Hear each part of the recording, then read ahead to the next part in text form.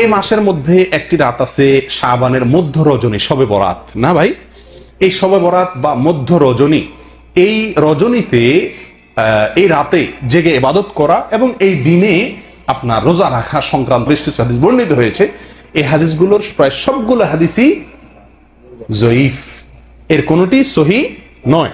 তবে একটি হাদিস আছে যেটিকে আল্লামা আলবানী রাহিমাহুল্লাহ হাসান বলেছেন, অর্থাৎ ভালো, জয়ীফ না। আর সেটা হলো যে নবী সাল্লাল্লাহু আলাইহি ওয়াসাল্লাম বলেছেন, ইন্নাল্লাহা লা ইয়াত্তালিউ ফি লাইলাতিন নিসফি মিন শাবান ফায়াগফিরু লিজামিই খালকিহি ইল্লা লিমুশরিকিন আও মুশাহিন। শাবানের মধ্য শাবান রাতে, যেটাকে আমরা শবে বরাত বলি, আল্লাহ সুবহানাহু ওয়া তাআলা বান্দার দিকে দৃষ্টিপাত করেন, নজর দেন এবং সব মানুষকে সাধারণ ক্ষমা ঘোষণা করেন এই রাতে, দুই শ্রেণীর লোক ছাড়া, মুশরিক আর হিংসুক বা ঝগড়াটে লোক। মানুষের সাথে ঝগড়া ফাসাদ করে, কারোর সাথে সম্পর্ক ভালো থাকে না অথবা হিংসুটে, এই টাইপের লোক এবং মুশরিক, এই দুই শ্রেণীর লোক ছাড়া আর সব লোককে আল্লাহ তাআলা সাধারণ ক্ষমা ঘোষণা করেন। এই হাদিসটিকে আল্লামা আলবানী রাহিমাহুল্লাহ হাসান বলেছেন। এই হাদিসের আলোকে শবে বরাত উপলক্ষে আমাদের একটি মাত্র কাজ হতে পারে, সেটা হলো আমরা এই রাত উপলক্ষে নিজেদেরকে শিরক থেকে মুক্ত করার চেষ্টা করব। একটা পরিচ্ছন্নতা অভিযান চালাবো যে আমার বিশ্বাসে, কর্মে, কাজে শিরক আছে কিনা, শিরক থেকে নিজেকে পবিত্র করব, তাহলে আমি ওই রাতে ক্ষমার যোগ্যতা অর্জন করব। দ্বিতীয়ত হলো হিংসা আমার ভেতরে আছে কিনা, কারোর প্রতি ঝগড়া ফাসাদ করার মানসিকতা আছে কিনা, প্রবণতা আছে কিনা, তাহলে সেগুলো থেকে তওবা করে নিজেকে পরিচ্ছন্ন করে নেব আল্লাহ সাধারণ ক্ষমা পাওয়ার জন্য। ঠিক আছে ভাই? আর এর বাইরে দিনে রোজা অথবা রাতে, রোজা তো এই মাসের ব্যাপারে গোটা মাসই বেশিরভাগ সময় রোজা রাখার কথা আছে, সেটা ভিন্ন, কিন্তু স্পেসিফিকলি ওই দিন, নির্দিষ্টভাবে ওই দিন রোজা অথবা ওই রাতে ইবাদত করার ব্যাপারে সহি কোনো হাদিস বর্ণিত হয় নাই। কথা বুঝে আসছে ভাই? আল্লাহ তাআলা আমাদেরকে আমল করার তৌফিক দান করেন। শেষ যে পয়েন্টটি বলে আলোচনা এই বিষয়ে শেষ করব, সেটা হলো আমরা আমাদের দেশের বেশিরভাগ মানুষ শবে বরাত মানেই জানে মূলত এটা ভাগ্য নির্ধারণকারী রজনী। আমাদের মিডিয়াগুলো সেভাবে সংবাদ প্রচার করে থাকে যে শাবানের মধ্যরাত, শবে বরাত মানে কি, ওই রাতে কি হয়, ভাগ্য ঠিক হয়। দেখুন, এ বিষয়েও যে হাদিস বর্ণিত হয়েছে সে হাদিস সহি নয় প্রিয় ভাইরা।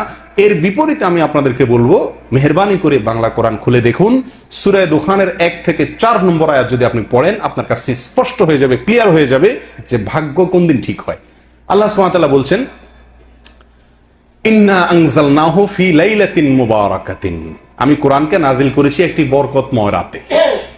কোন সে বরকতময় রাত? আল্লাহ এখানে ইশারায় বলেছেন, ডাইরেক্ট বলেন না কোন রাতে নাজিল করেছেন। আল্লাহ বলেছেন একটি বরকতময় রাতে কোরআন নাজিল করেছি। এই বরকতময় রাত, যে রাতে আল্লাহ কোরআন নাজিল করেছেন, কোন রাতে আল্লাহ কোরআন নাজিল করেছেন? লাইলাতুল কদরে। প্রমাণ আল্লাহ কোরআনেই বলছেন, অন্য আয়াতে, অন্য জায়গায় বলেছেন ইন্না আনজালনাহু ফি লাইলাতিল কদর।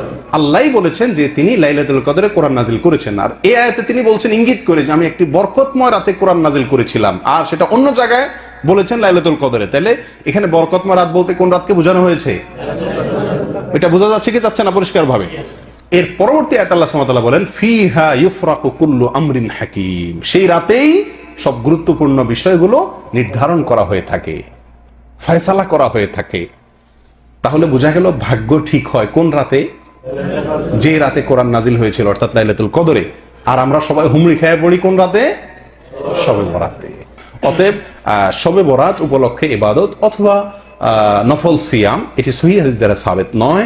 তবে এই রাতে আল্লাহ সুবহানাহু ওয়া তাআলা আমাদেরকে মাফ করেন বলে, সাধারণ ক্ষমা করেন বলে হাদিস থেকে বোঝা যায়, একটি হাসান স্তরের হাদিস থেকে বোঝা যায়। সেই হিসাবে নিজেকে শিরক থেকে এবং হিংসা থেকে, ঝগড়া ফাসাদ থেকে মুক্ত করার অভিযান নিজের জন্য চালাতে হবে, চেষ্টা করতে হবে। ঠিক আছে না ভাই? আর সবচেয়ে বড় চেষ্টা হবে এই মাস উপলক্ষে বেশি বেশি কি করা? নফল সিয়াম রাখার চেষ্টা করতে হবে। আল্লাহ সুবহানাহু ওয়া তাআলা আমাদের সকলকে শাবান মাসের ফজিলত এবং মর্যাদা বুঝে আমল করার তৌফিক দান করেন।